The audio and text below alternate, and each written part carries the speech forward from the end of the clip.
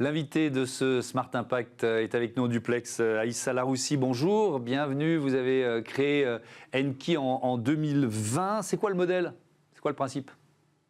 Oui, bonjour. En fait, le principe d'Enki, c'est de remplacer finalement la possession par l'usage pour du mobilier B2B. Et donc l'idée, c'est qu'on vient proposer à des sociétés de mensualiser leur utilisation de mobilier professionnel.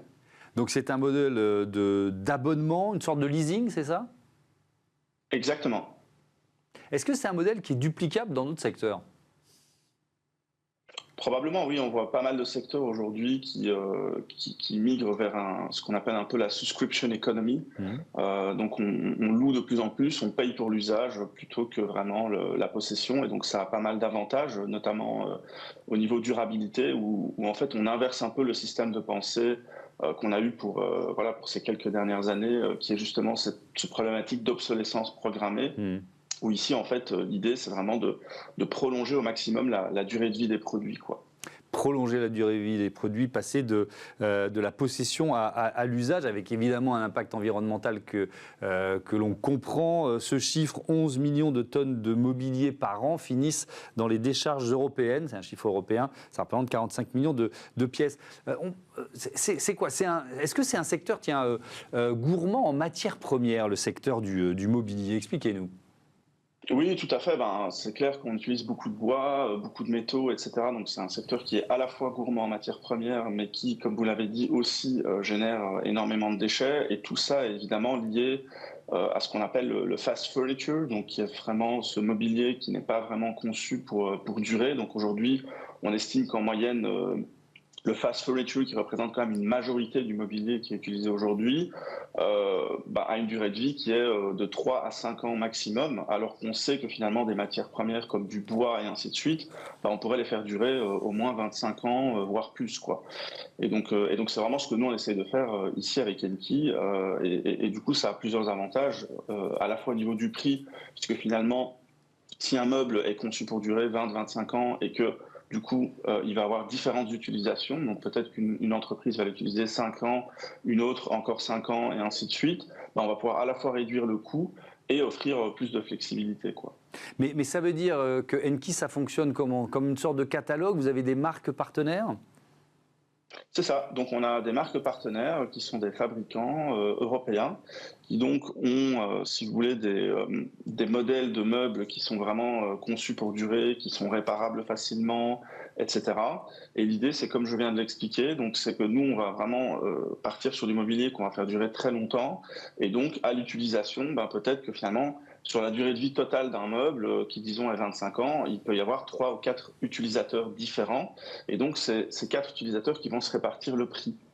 Et donc, ça veut dire que le prix déjà va baisser fortement. Donc, ça veut dire qu'en 5 ans, on n'aura pas payé la valeur totale du meuble.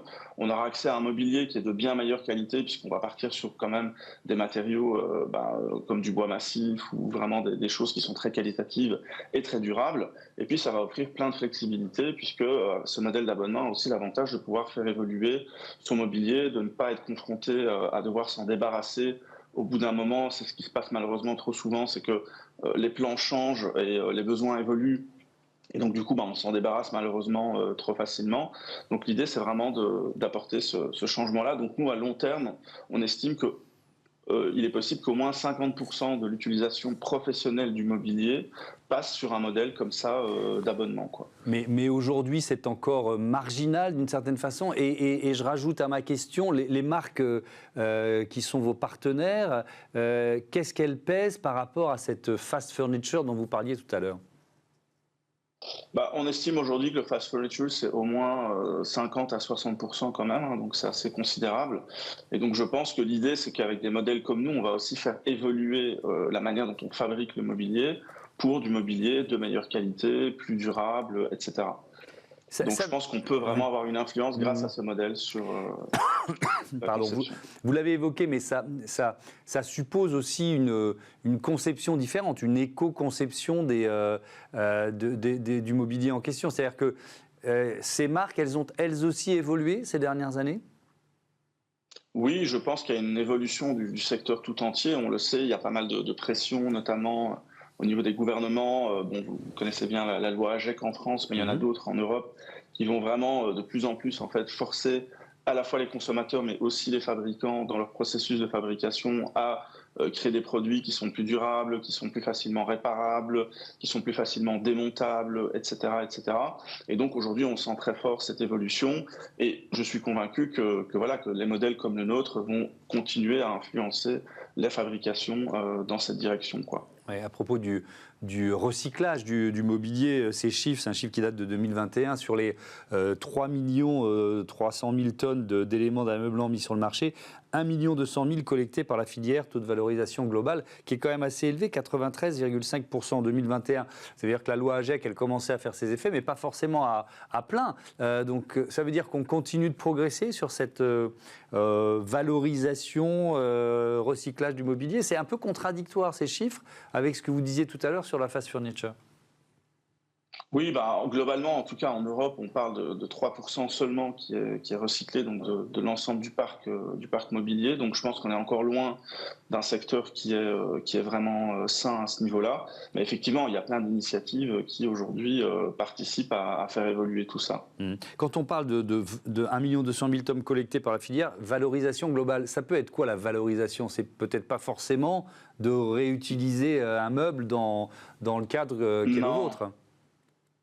Non, tout à fait. Donc, j'avoue, je ne connais pas exactement la source de ces chiffres pour vous répondre précisément, mais effectivement, j'ai de grands doutes qu'il y ait autant de mobilier qui soit du coup revalorisé. Ouais. Bon, à prendre avec des pincettes. Je reviens sur la législation. Vous avez parlé de la loi AGEC, anti-gaspi pour une économie circulaire.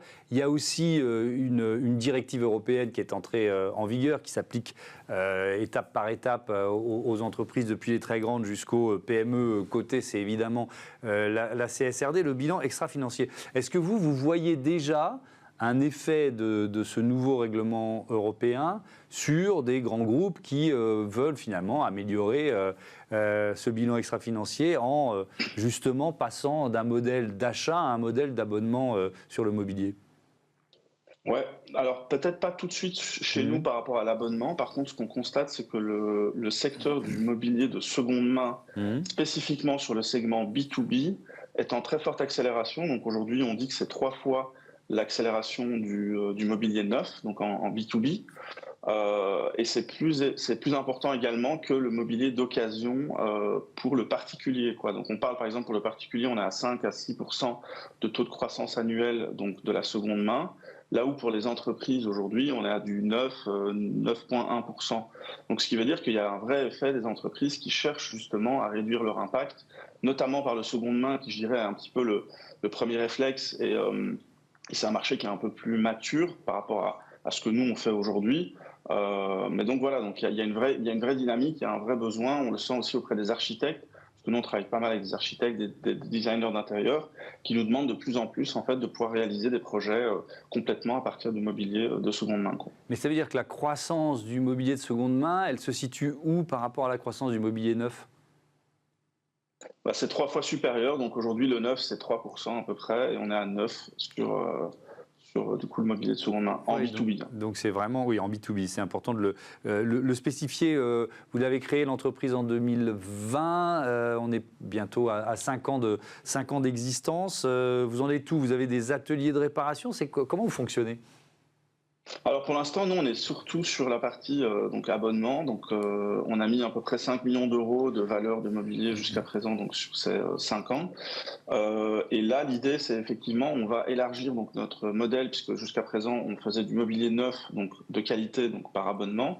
Et donc là l'idée c'est qu'on élargit effectivement notre business model au mobilier de seconde main, qu'on va reconditionner, parce que malheureusement l'offre est il n'y a pas une offre aujourd'hui qui est suffisante pour servir donc ce besoin qui est grandissant, et surtout cette volonté des entreprises d'avoir des partenaires fiables et un large choix.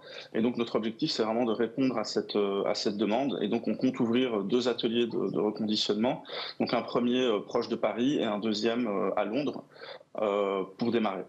Merci beaucoup Issa Laroussi, et bon vent à Enki. On passe tout de suite à notre débat: comment accompagner les réfugiés qui veulent créer leur entreprise.